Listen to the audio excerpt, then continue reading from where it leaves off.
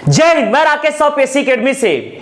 आज हम समाज शास्त्र में फर्स्ट टॉपिक डिस्कस करने जा रहे हैं, भारतीय सामाजिक समस्याएं। ध्यान दीजिएगा, फर्स्ट टॉपिक हम डिस्कस करने जा रहे हैं भारतीय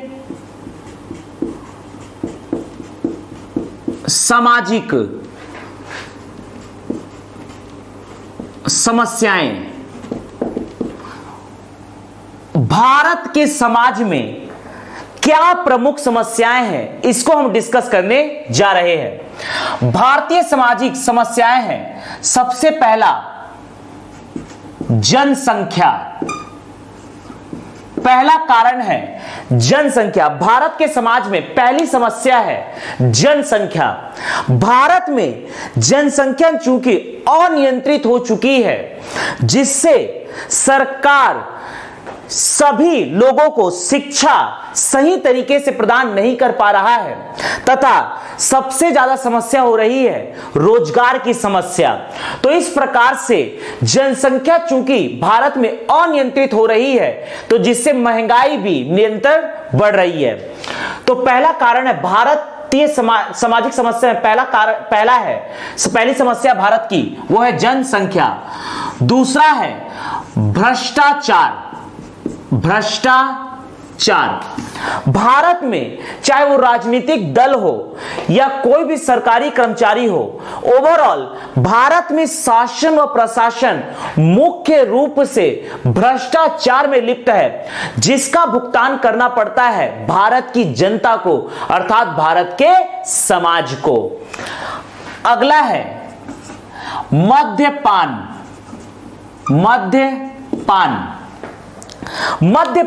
भारत में मद्यपान एक बहुत बड़ी समस्या है। भारत में मुख्य रूप से युवा जो कि शिक्षा तथा रोजगार के लिए प्रेरित होने चाहिए, वह मुख्य रूप से डिप्रेशन में मद्यपान के शिकार हो जाते हैं। अर्थात मद्यपान भारत के समाज को पतन की ओर ले जा रही है। अगला है वेश्यावृत्ति अर्थात देह व्यापार। भारत में वेश्यावृत्ति, देह व्यापार एक बहुत बड़ी जटिल समस्या है। तो इस प्रकार से भारतीय सामाजिक समस्याएं हैं जनसंख्या, भ्रष्टाचार, मद्यपान, वेश्यावृत्ति, रोजगार की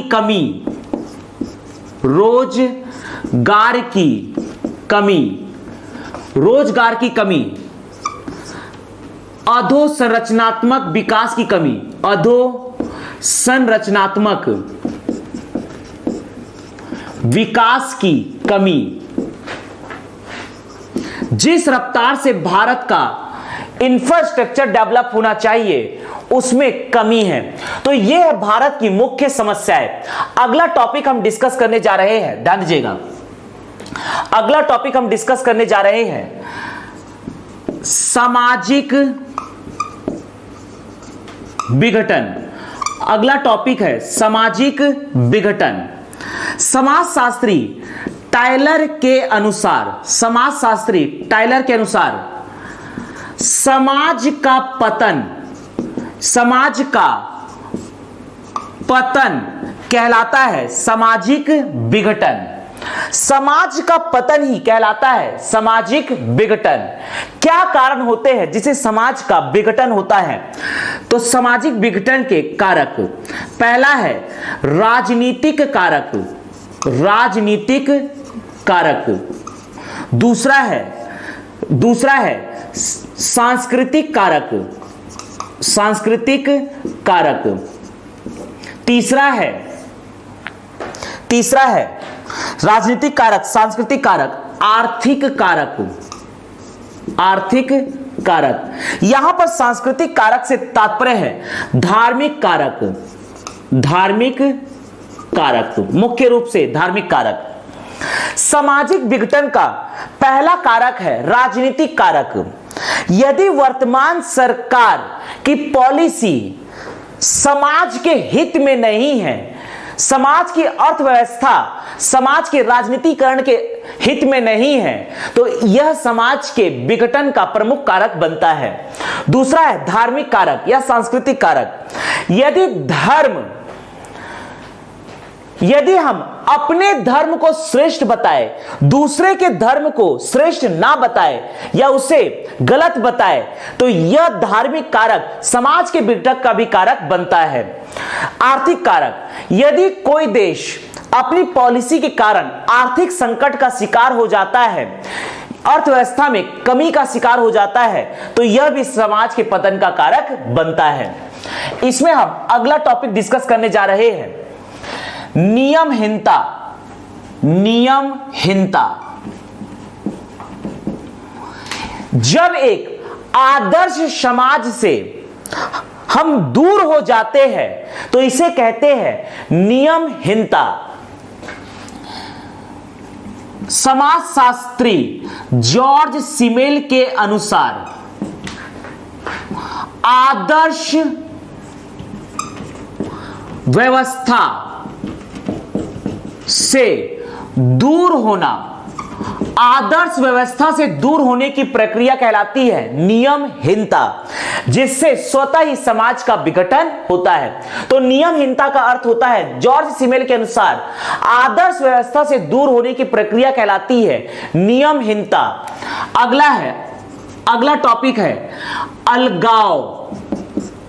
अलगाव जॉर्ज सिमेल के अनुसार, समाजशास्त्री जॉर्ज सिमेल के अनुसार, समाजशास्त्री जॉर्ज सिमेल के अनुसार व्यक्ति का समाज व समूह से टूट जाना। जब व्यक्ति समाज व समूह से दूर हो जाता है तो इस प्रक्रिया को कहते हैं अलगाव, जो कि मुख्य रूप में जम्मू कश्मीर में होता था, लेकिन 370 हटने के बाद यह समस्या जम्मू कश्मीर से हट चुकी है। तो हमने यहां पर डिस्कस किया भारतीय सामाजिक समस्या, जनसंख्या, भ्रष्टाचार, मद्यपान, वेश्यावृत्ति, रोजगार की कमी, अधोसंरचनात्मक विकास की कमी। अगला टॉपिक है सामाजिक विघटन।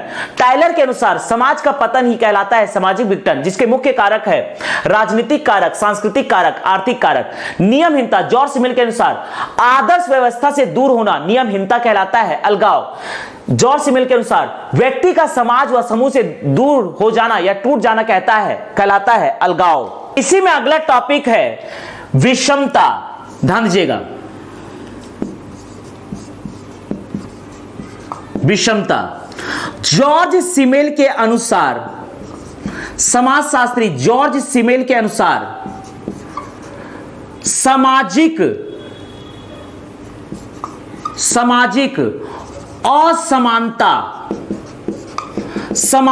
असमानता या समाज में असमानता कहलाता है विषमता। सामाजिक विषमता से अर्थ है समाज में पाए जाने वाले असमानता, जैसे कि अमीर गरीब। समाज का एक वर्ग अमीर है, एक वर्ग गरीब है। शिक्षित अशिक्षित, समाज का एक वर्ग शिक्षित है, एक वर्ग अशिक्षित है। व्यवसायी तथा कृषि, एक वर्ग व्यवसाय करता है, व्यापारी है, तथा एक वर्ग कृषि है। तो यहां पर भी विषमता देखने को मिलती है। व्यवसाय के अनुसार, धन के अनुसार, शिक्षा के अनुसार, धर्म के अनुसार। एक अलग धर्म को मानने वाले समुदाय है, एक दूसरे धर्म को मानने वाले समुदाय है। तो यहां पर धार्मिक विषमता भी देखने को मिलती है। राजनीतिक विषमता, यहां पर राजनीतिक दलों की अपनी अपनी विचारधारा होती है और लोगों का अपने अपने दल के प्रति झुकाव होता है। तो एक समाज का यहां पर विषमता, समाज में यहां पर विषमता पैदा होती है। तो यहां पर विषमता के कारक अगर हम कहेंगे तो समाज में विषमता के कारक है राजनीतिक कारक। राजनीतिक कारक अर्थात राजनीतिक दलों का अपना अपना पॉलिसी होता है, अपने पॉलिसी के आधार पर वो सरकार चलाते हैं। तो यहां पर समाज में सरकार की पॉलिसी कारण भी विषमता पैदा होती है। दूसरा है धार्मिक कारक। धार्मिक कारक अर्थात यदि धर्म में विषमता है तो ऑटोमेटिकली समाज में विषमता पैदा होती है। हर व्यक्ति अपने धर्म के अनुसार अपने जीवन का यापन करता है।